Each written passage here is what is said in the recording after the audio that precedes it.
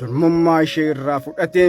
Isheenis yeroo inni ishee qabum baay'ee waan ishee dhukkubaa tureef seenaa jaalalaam seenaa baay'ee garaa nama nyaatu kanaam hangadhuma obsaan dhaggeeffadhaam.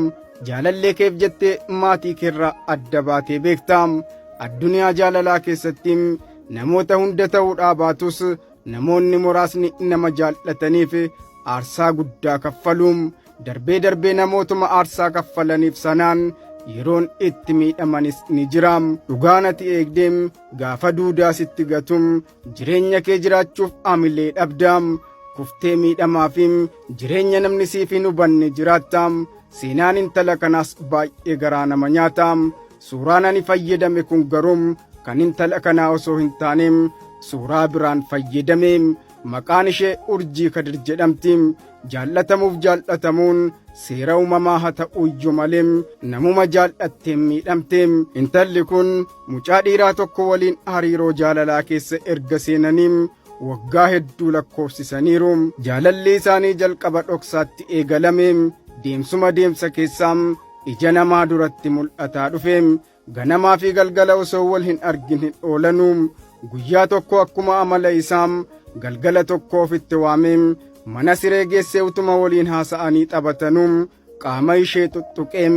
Miira keessa galchuun erga isheen of dhabdeem. Miira keessa galte boodam uffata ishee irraa baasee bira gaheem. Intalli ijoolleefim intala kabajaa waan taateef durmummaa ishee irraa fudhateem. Isheenis yeroo inni ishee qabum baay'ee waan ishee dhukkubaa tureef ofirraa isa kaasuudhaa yaaltus ofirraa isa kaasuu hin dandeenyeem. Guyyaa sana bakka teessuu kaatee deemuu dadhabdeem. Achi waan turteef lafti garmalee itti dhi'eem. Akkuma ta'etti tirattee yookaan suuta jettee deemuun gaafa isheen manatti galtuum maatiin ishee baay'ee dheekkamaniim. Ishee reebaniim. Ati mucaa kana duuka hin dhaabbatin jennaan diddeem. Maaliif jedhani baay'ee ishee miidhaniim.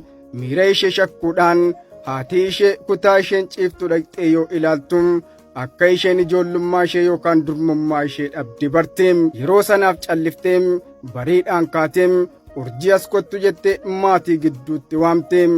Isheenis ni dhufteem. Abbaan ishee bakka jiru olu taalee ka'eem. Kaballaadhaan lafatti ishee qabeem.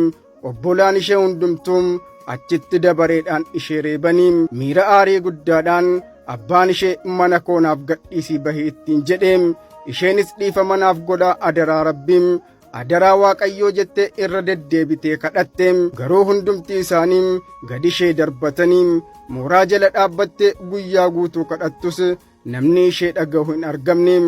Yeroo lafti akka dhi'u ta'usim mana jaalallee ishee kana dhaqxeem. Akkuma achi geesseen abbaa jaalallee isii argiteem. Innis waa'ee jaalala isaanii waan beekuuf akkuma ishee argeen nyaara itti guuruu jalqabeem. Nagaa keessanii jettee nagaa isa gaafatteem. Innis nagaa kootiim maal gochuu as dhufte jedheeniim. Isheenis haala jiru hundumaa itti himteem. Kana gidduutti jaalalleen isii dhufeem. Innis haala jiru waan beekuuf sobee abbaa isaatiin maaltu ta'e jedheem. Abbaan isaas intala kana ija koo duraa balleessi ittiin jedheem. Innis achumaan xumurri seenaa kana baay'ee garaa nama nyaataam. Nama gaddisiisaam. Waan natti dheerateefan kutaa kutaatti qoodeem. Kutaa itti aanuuf koomantii jalatti kutaa lammaffaa jedhaatiin naaf barreessaam. Yaada keessan naaf qooduu hin dagatinaam. Anis yaada keessan irratti hundaa'een itti fufaam. An Abdussalaam Araarsaan tureem. Nagaa naaf ta'am.